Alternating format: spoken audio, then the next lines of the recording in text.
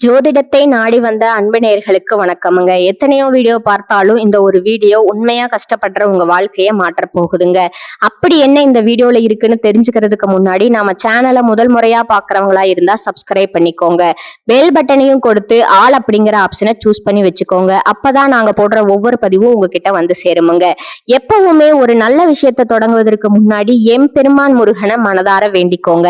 நீங்களும் நான் சொல்ற மந்திரத்தை சொல்லிக்கிட்டு கமெண்ட் பாக்ஸ்ல ஒரு கமெண்ட் பண்ணி ஓம் முருகா சரணம், ஓம் முருகா சரணம், ஓம் முருகா சரணம்.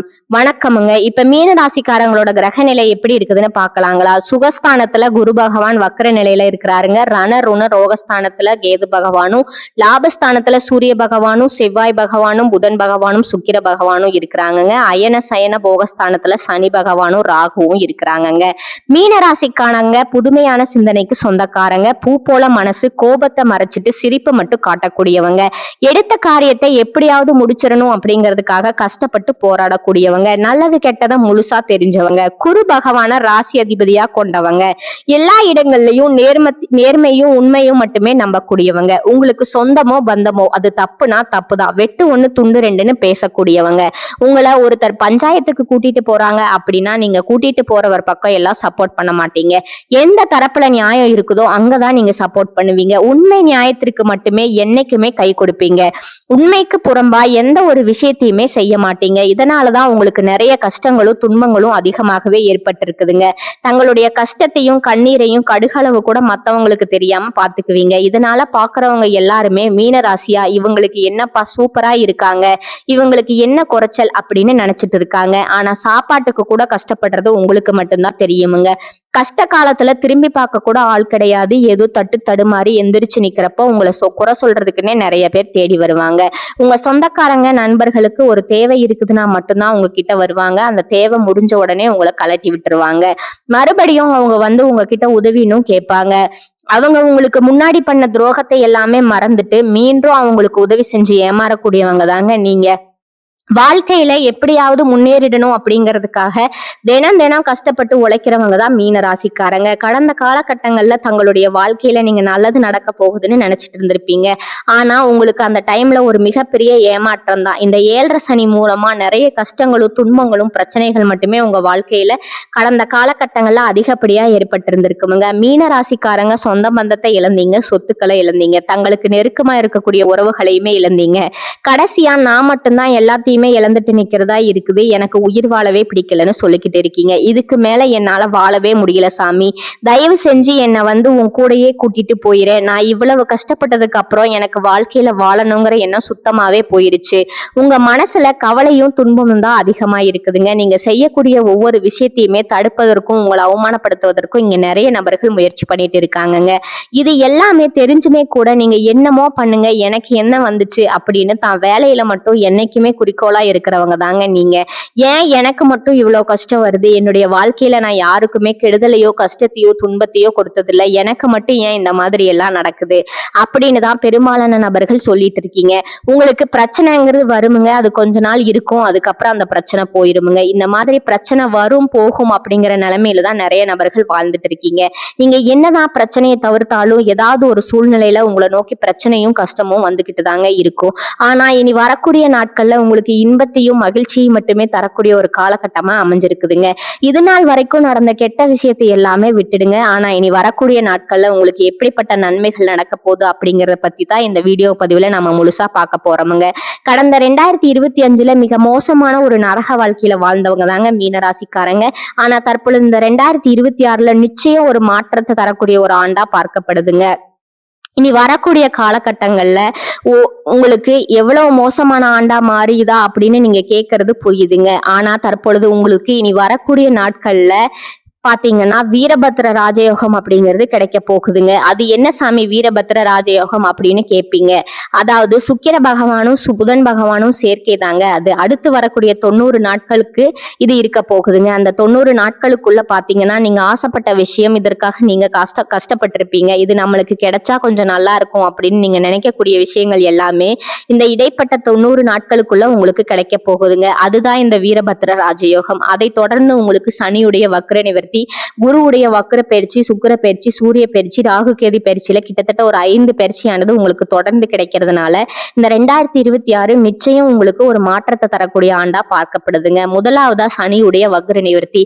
சனி பகவான் தற்பொழுது கும்பராசியை விட்டு மீனராசிக்கு தான் உங்களை தான் இருக்கிறாருங்க. இப்போ உங்ககிட்ட இருக்கிற சனி பகவான் என்ன பண்றாருன்னா வக்ர நிவர்த்தி அடைய போறாருங்க. வர நாட்கள்ல வக்ர நிவர்த்தினா என்ன அப்படின்னா, இத்தனை நாட்களா கெட்டது மட்டுமே பண்ணிக்கிட்டு இருந்த சனி பகவான் உங்களுக்கு நல்லது பண்ண போறாருங்க. இதன் மூலமா கடந்த காலகட்டங்கள்ல சனி பகவான் நீங்க எதையெல்லாமே இழந்துட்டு இருந்திருப்பீங்க, வருத்தப்பட்டு இருந்திருக்கீங்களோ அதை அனைத்தையும் திரும்ப பெறக்கூடிய ஒரு காலகட்டமா வரக்கூடிய நாட்கள் அப்படிங்கிறது பார்க்கப்படுதுங்க. அதற்கு அடுத்தது பாத்தீங்கன்னா குருவுடைய வக்ர பயிற்சிங்க. உங்களுடைய ராசியில 2ஆம் இடத்துல செயல்பட்டு கொண்டிருந்த குரு பகவான் தற்போது 3ஆம் இடமான லக்னஸ்தானத்துக்கு நோக்கி போறாருங்க. அங்க போய் வக்ர நிவர்த்தி அடைகிறதுனால ஒட்டுமொத்த குரு பயிற்சி பலனும் தற்பொழுது உங்களுக்கு முறைமையா கிடைக்கிறதுனால பொருளாதார ரீதியாகவும் மிகப்பெரிய ஒரு அசுல வறட்சி அப்படிங்கிறது உங்க வாழ்க்கைய வரக்கூடிய நாட்கள்ல ஏற்பட போகுதுங்க. அதற்கடுத்தது பாத்தீங்கன்னா சுக்கிர பயிற்சியை பொறுத்த வரைக்கும் 12 ராசிகளுக்குமே பொது பலனா பார்க்கப்படுதுங்க.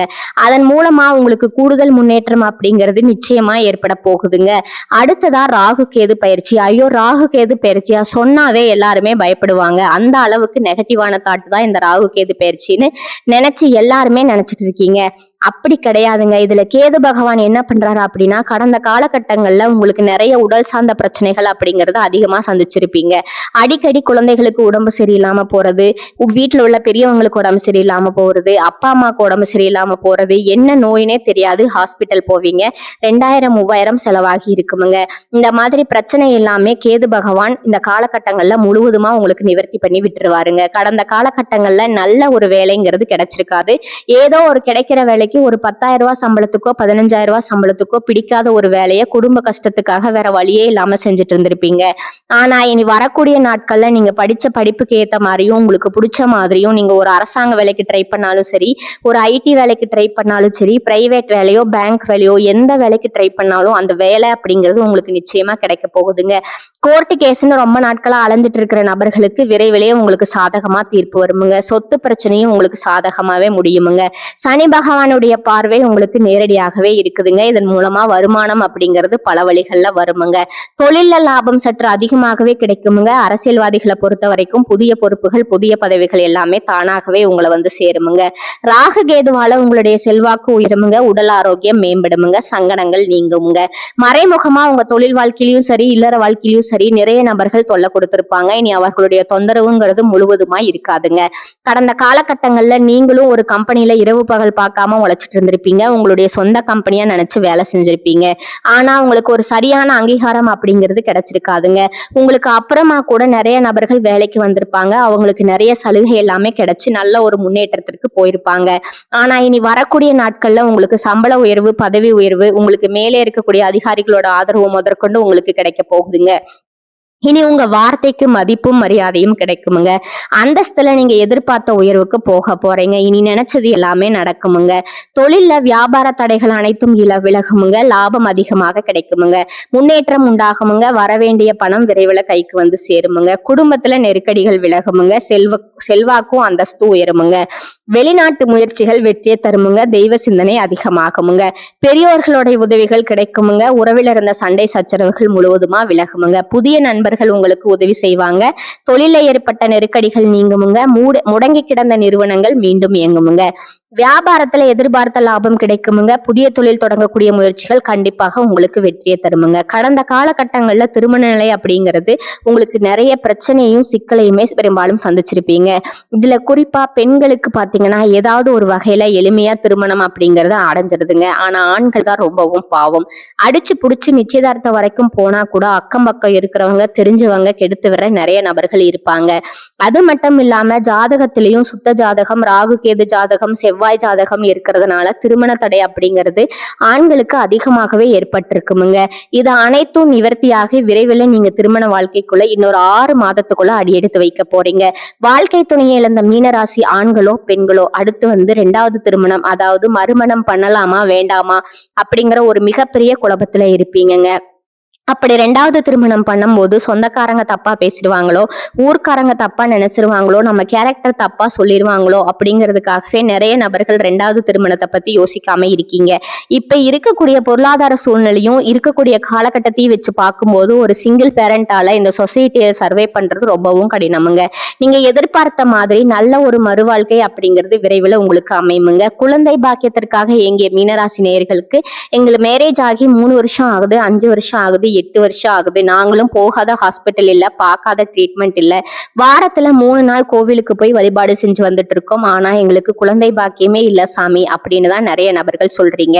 நிச்சயமா வரக்கூடிய ஒரு 6 மாதத்துக்குள்ள விரைவில் உங்களுக்கு உடல் சார்ந்த பிரச்சனைகள் அனைத்தும் முழுவதுமா நிவர்த்தியாகி குழந்தை பாக்கியம் அப்படிங்கிறது உண்டாகுமுங்க. கடந்த காலகட்டங்கள்ல காதல்ல அதிகமான தோல்வியை மட்டுமே சந்திச்ச ராசின்னு பாத்தீங்கன்னா அது முழுக்க முழுக்க மீன ராசிக்காரங்க தாங்க. ஆனா இனி வரக்கூடிய நாட்கள்ல உங்க காதலை வெளிப்படுத்தும் போதும் அந்த காதல் நிச்சயமா கைவிடுங்க. வீட்டுல போய் சொல்லும் போது பேரண்ட்ஸ் உங்களுக்கு முன்னாடி நின்று திருமணம் செய்து வைக்கக்கூடிய வாய்ப்புகள் அதிகமா உள்ளதுங்க. மீனராசியை பொறுத்த வரைக்கும் நீங்க ஆண்களோ பெண்களோ அரசு வேலையோ தனியார் வேலையோ கூலி வேலையோ நீங்க எதிர்பாராத வருமானம் அப்படிங்கிறது உங்களுக்கு இரட்டிப்பு மடங்கா கிடைக்க போகுதுங்க. சேமிப்பு அப்படிங்கிறது பல மடங்கா உயர போகுதுங்க. இதன் மூலமா கடந்த காலகட்டங்கள்ல ஏற்பட்ட கடன் பிரச்சனைகள் அனைத்தும் முழுவதுமா நிவர்த்தியாக போகுதுங்க. இந்த 2026 முடிக்கையில ஒரு பைசா கடன் இல்லாம அனைத்து விதமான கடன்களையுமே கட்டி முடிக்க போறீங்க. அந்த அளவுக்கு பொருளாதார உச்சம் அப்படிங்கிறது உங்க வாழ்க்கையில ஏற்பட போகுதுங்க. உங்களுடைய வீழ்ச்சியை கண்டு உங்களை விட்டு போன உறவுகள், அதாவது நண்பர்கள், சொந்தக்காரங்க, குடும்ப உறவுகள் யாராக இருந்தாலும் உங்களை மீண்டும் பாத்தீங்கன்னா தேடி வர போறாங்க. நீங்க தேடி போக கிடையாது, தேடாத உறவு எல்லாமே உங்களை தானாவே தேடி வர போறாங்கங்க. அந்த அளவுக்கு உங்களுடைய பொருளாதார வளர்ச்சியும் உங்களுடைய வளர்ச்சி அப்படிங்கிறது நிச்சயமா இந்த 2026 முதல் 6 மாதத்துக்குள்ளேயே ஏற்பட போகுதுங்க. மீனத்துக்கு லாபகரமான காலகட்டமுங்க.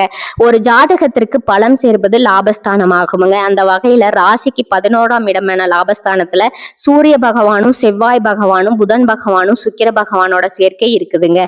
முன்னேற்றத்துல ஏற்பட்ட தடைகள் அகலுமுங்க. கடந்த கால மனக்கசப்புகள் விலகி நிம்மதி பிறக்குமுங்க. இதுவரை எதிர்ப்புகளையும் ஏமாற்றங்களையும் சந்தித்தவர்களுக்கு சாதகமான சூழல் உண்டாகுமுங்க. விரோதிகள் கூட நண்பர்களாக மாறி நன்மை செய்வார்கள்.